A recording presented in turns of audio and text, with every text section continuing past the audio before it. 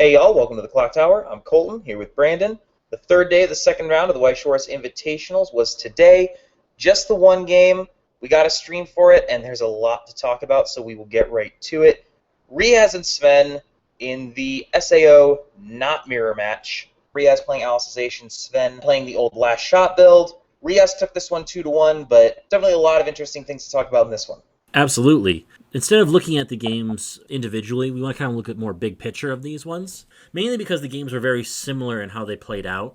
Yeah, like you said, a lot of things were really consistent throughout all three of the games. Riaz mostly got his Yu-Gi-Oh combo online. Both players got their level 3 games into play. Only a couple of differences in terms of games. Game 2 was a lot more back and forth. Sven was able to find his cancels, and that game became essentially this war of attrition at level 3. Sven was finally able to push for the final bit of damage to get that win, but Riaz won games 1 and 3. Sven got to level 3 and swung for game from level 3 in both of those games, but wasn't able to close.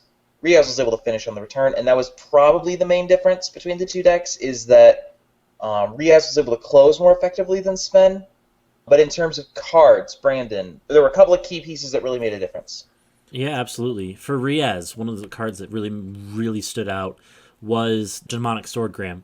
The Swordgram grants power to one character, and then your opponent cannot play backups during that turn.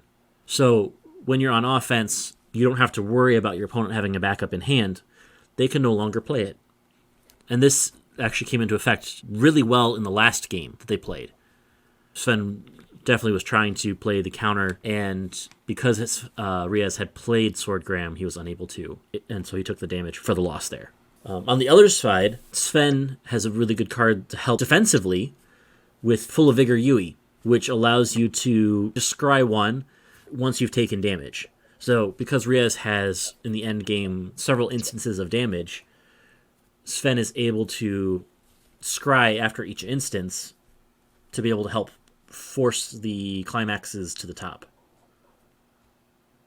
Yeah, and that was one of the things that really helped Sven survive, particularly in Game 2, which they went back and forth for almost a half an hour at level 3, doing damage, getting cancels, looping combos, trying to find that finish at level 3.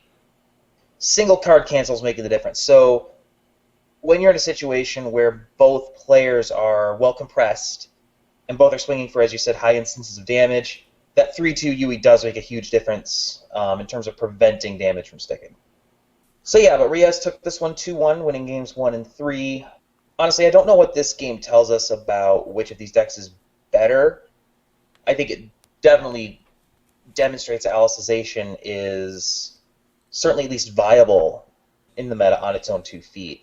I don't think either of the decks could have really been piloted much better than they were. I don't think either player made any egregious misplays that would have really changed the result one way or the other. I think both of them played their decks pretty optimally. So it was a really good game, really even match, and it sets up, what's going to be one of the most talked about matchups of this entire tournament.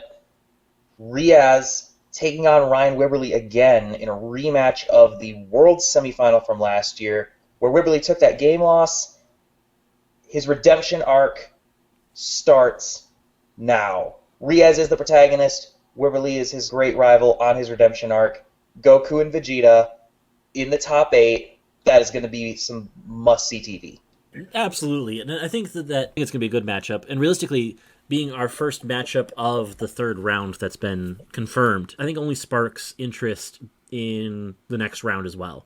As we go into the next round, we are going to be looking at if some of these non-Konosuba AOT decks are able to advance. Yeah, because in 3 of the 5 games that are left in the winner's bracket in this round, an AOT or Konosuba deck is featured, and so far, neither AOT nor Konosuba have lost a game that isn't to the other. So, still presenting as the dominant decks in the meta, and we'll have to see if anything else is up to the challenge, right? I mean, we're going to have a Love Life Sunshine match, we're going to have a Fate match. There's a ReZero deck still out there, and of course, Davita's Cardcaptor Sakura is still out there.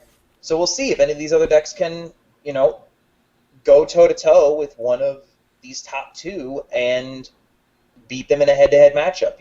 We've got a Love Life Sunshine matchup with AOT. We've got a Fate matchup with Konosuba. And then later on, they're going to have to get through something like maybe a ReZero or maybe Cardcaptor Sakura. So it's going to be really interesting to see how far these decks go. And not to mention, as we shift down to the elimination bracket, we still have an AOT deck down there with Clinton. Sven will move down there as well. He will take on the winner of Carmen and Taya. Still more games to be played there. We have 6 games in the elimination bracket yet to be played for this round. And we have another 5 games yet in round 2 of the main bracket. So we have 11 games yet to be played this week, so we're looking forward to that. Quick look at the schedule coming up. Only 3 games on the schedule right now. Definitely more going to be scheduled in the coming days, so keep an eye on that description. We will update the schedule with new games as they are announced. In the meantime, later today, Duke and Christian, that Bang Dream ReZero matchup, that'll be over on ENTCG.